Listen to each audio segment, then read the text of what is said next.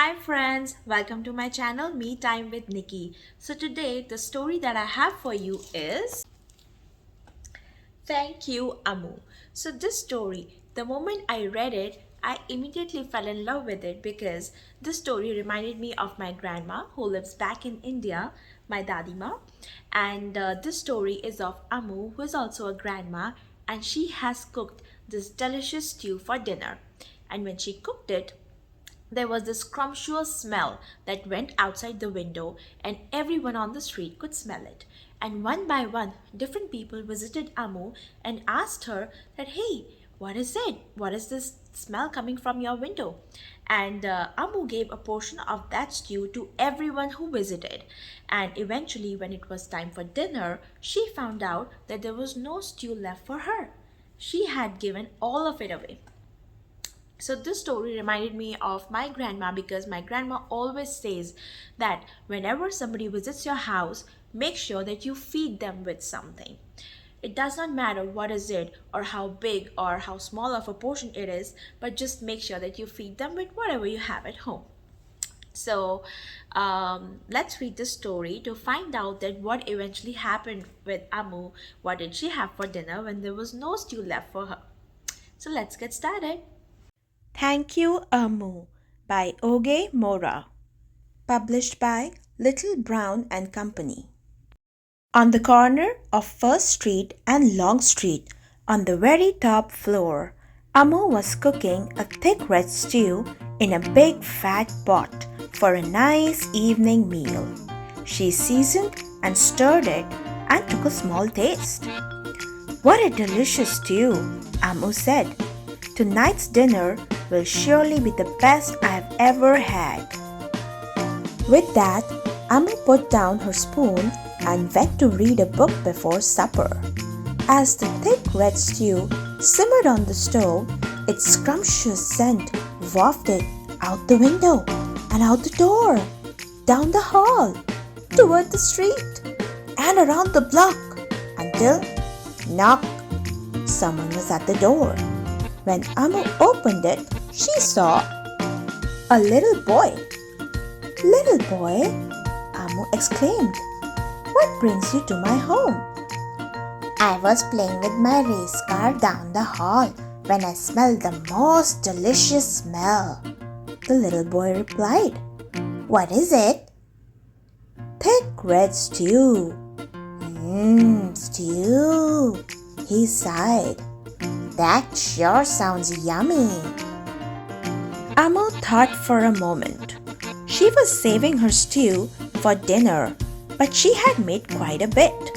It would not hurt to share. "Would you like some?" The little boy nodded. And so Amu spooned out some thick red stew from the big fat pot for her nice evening meal. "Thank you, Amu," the little boy said and went on his way. With that, Amu closed the door and went back to her book. As she read, her thick red stew's scrumptious scent wafted out the window and out the door, down the hall, toward the street, and around the block, until knock knock, someone was at the door. When Amu opened the door, this time she saw a police officer. "Miss Police Officer," Amu exclaimed, "what brings you to my home?" "I was on duty down the street when I smelled the most delicious smell," Miss Police Officer replied. "What is it?" "Thick red stew," "Ah, stew," she said, and her mouth watered. "That sounds mighty tasty."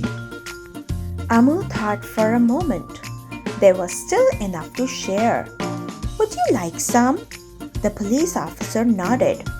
Once again, Amu spooned out some thick red stew from the big fat pot for her nice evening meal. "Thank you, Amu," the officer said, and went on her way. And so, for the second time, Amu closed the door and went back to her book.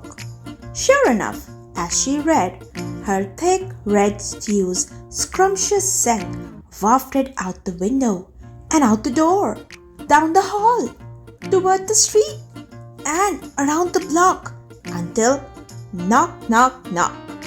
Again, someone was at Amu's door. This time, when she opened it, she saw a hot dog vendor.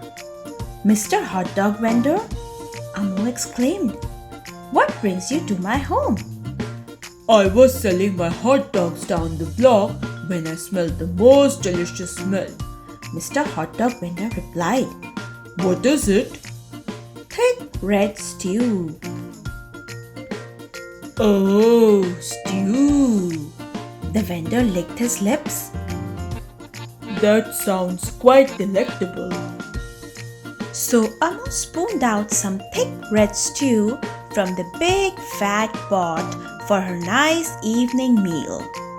Thank you, Amu. The hot dog vendor said and went on his way. Throughout the day, people from all across the neighborhood knocked on Amu's door. She fed a shop owner, a cab driver, a doctor, an actor, a lawyer, a dancer, a baker, an artist, a singer, an athlete, a bus driver, a construction worker. Even the mayor stopped by. And each time they knocked, Amu shared. Soon the sky darkened, the streetlights brightened, and it was finally time for dinner. But when Amu opened her big fat pot of thick red stew for her nice evening meal, it was empty. Amu sniffled. There goes the best dinner I ever had. Sorry and blue, she sat at the table with her empty pot until knock, knock, knock, knock, knock. Who could that be? Amu wondered. When she opened her door, she saw the little boy, the police officer, the hot dog vendor, the shop owner, the cab driver, the doctor, the actor, the lawyer, the dancer, the baker. Why, everyone she fed today was at her door. I'm sorry, everyone. Amu sighed. My thick red stew is all gone. I have nothing left to share. The little boy tugged at Amu's sleeve. Don't worry, Amu. We are not here to ask. We are here to give. The police officer carried in a fresh salad. The mayor entered with a roast chicken.